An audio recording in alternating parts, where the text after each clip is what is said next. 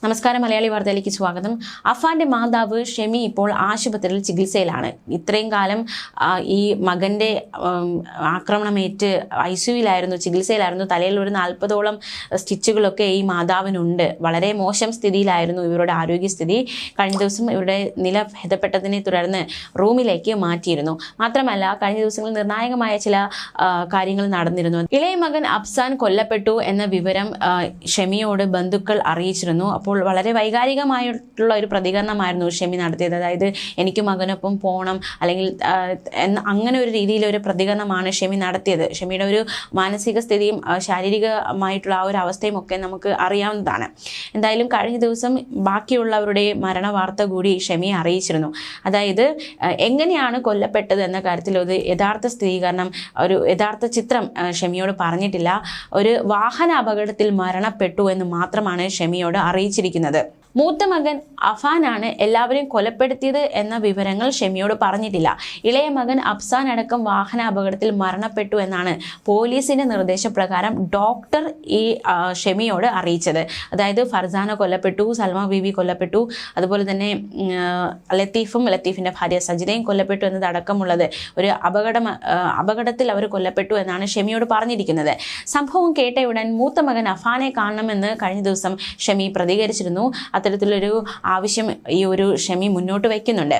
എന്തായാലും ഈ ഷെമിക്ക് ഒരുപാട് കാര്യങ്ങളിൽ ഒരു വ്യക്തത വരുത്താനാകുമെന്ന് തന്നെയാണ് അന്വേഷണ സംഘത്തിന്റെ വിലയിരുത്തൽ. കാരണം അഫാൻ ആദ്യം ആക്രമിക്കുന്നത് ഷെമിയാണ്. അതുകൊണ്ട് തന്നെ അന്ന് ആ ആക്രമണം ഉണ്ടാകുന്ന ദിവസം എന്താണ് സംഭവിച്ചത്, എന്താണ് ആക്രമണത്തിലേക്ക് നയിക്കപ്പെട്ടത് എന്ന കാര്യത്തിൽ ഒരു വ്യക്തത വരുത്താൻ ഷെമിക്കാകും എന്ന് തന്നെയാണ് പ്രതീക്ഷിക്കുന്നത്. പക്ഷേ ഷെമി മജിസ്ട്രേറ്റിന് മുന്നിൽ നൽകിയിരിക്കുന്ന മൊഴി താൻ കട്ടിലിൽ നിന്ന് വീണ് പരിക്കേറ്റു എന്നാണ്. എന്തായാലും ഈ മൊഴിയിലൊക്കെ ഒരു മാറ്റം വരേണ്ടതായിട്ടുണ്ട്. കേസിലെ പ്രതിയായ മകൻ അഫാന്റെ ആക്രമണത്തിൽ പരിക്കേറ്റ് സ്വകാര്യ ആശുപത്രിയിൽ ചികിത്സയിലാണ് ഷെമി. പരിശോധിക്കുന്ന ഡോക്ടറും ബന്ധുക്കളും ചേർന്ന് തിങ്കളാഴ്ച ഉച്ചയോടെയാണ് ഷെമിയെ മരണവിവരങ്ങൾ അറിയിച്ചത്. എന്തായാലും ഷെമിയുടെ അസുഖം ഭേദമായി ഇറങ്ങിയാൽ ഉടൻ കാണിക്കാമെന്ന് പറഞ്ഞ് അവർ ബന്ധുക്കളൊക്കെ ഷെമിയെ ആശ്വസിപ്പിച്ചിട്ടുണ്ട്. 3 ദിവസത്തിനകം ആശുപത്രി വിട്ടേക്കുമെന്നാണ് ബന്ധുക്കൾ നൽകുന്ന സൂചന. അങ്ങനെ ആശുപത്രി വിട്ട ശേഷം കൂട്ടക്കൊലപാതകത്തിന്റെ വിശദ വിവരങ്ങൾ ഷെമിയോട് പറയും. അതിനുശേഷം വെഞ്ഞാറമ്മൂട് CI അനൂപ് കൃഷ്ണന്റെ നേതൃത്വത്തിൽ ഷെമിയുടെ വിശദമായ മൊഴി രേഖപ്പെടുത്തും. ഇതാണ് ഇനി അടുത്ത നീക്കം. എന്തായാലും ഷെമിയുടെ ആ ഒരു മൊഴി രേഖപ്പെടുത്തുക എന്നത് ഏറ്റവും നിർണായകമാണ്. ഈ കേസിനെ സംബന്ധിച്ച് വലിയൊരു നിർണായക വഴിത്തിരിവായിട്ട് ഷെമിയുടെ മൊഴികൾ അല്ലെങ്കിൽ ഷെമിയെ ചോദ്യം ചെയ്യുമ്പോൾ അല്ലെങ്കിൽ ഷെമിയുടെ മൊഴി രേഖപ്പെടുത്തുമ്പോൾ മനസ്സിലാക്കാൻ സാധിക്കും. കഴിഞ്ഞ ദിവസങ്ങളൊക്കെ പുറത്തു വന്നൊരു വിവരമാണ്, ഈ കൊലപാതകം നടക്കുന്നതിൻ്റെ തലേ ദിവസം ഇവരൊരു വീട്ടിൽ പോയി അവിടെ നിന്ന് കുറച്ച് പണം ആവശ്യപ്പെട്ടിരുന്നു. പക്ഷെ അവർ നൽകാൻ കഴിയില്ല എന്ന് പറഞ്ഞു, മറുപടി നൽകി. അതനുസരിച്ച് അവർ തിരികെ വന്നു. അതുപോലെ തന്നെ ഈ കൊലപാതകങ്ങൾ നടക്കുന്ന അന്നേ ദിവസം രാവിലെയും ഷെമി ഇവരെ വിളിച്ചിട്ട് ഈ ഒരു പണം നൽകാവോ, എങ്ങനെയെങ്കിലും സംഘടിപ്പിച്ച് നൽകാവോ എന്ന ആവശ്യം മുന്നോട്ട് വെച്ചിരുന്നു. പക്ഷെ അവർ വീണ്ടും പണം തരാനാകില്ല എന്ന മറുപടി നൽകി.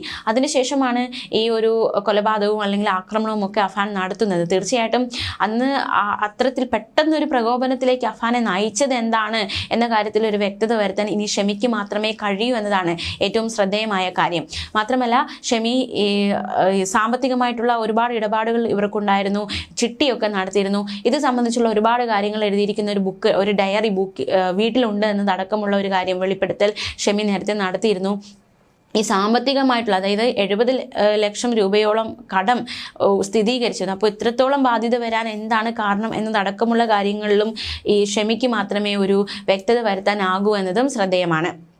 എന്തായാലും ഷെമിയുടെ മൊഴിയെടുക്കുന്ന അല്ലെങ്കിൽ ഷെമിയുടെ ചോദ്യം ചെയ്യുക എന്നൊരു ആ ഒരു കടമ്പ കൂടി ഇനി കടക്കേണ്ടതായിട്ടുണ്ട്. എന്തായാലും വെഞ്ഞാറമ്മൂട് കൂട്ടക്കൊലക്കേസിലെ പ്രതി അഫാനെ തിങ്കളാഴ്ച വീണ്ടും കസ്റ്റഡിയിൽ വാങ്ങി കിളിമാനൂർ സ്റ്റേഷനിൽ എത്തിച്ച് ചോദ്യം ചെയ്തിരുന്നു.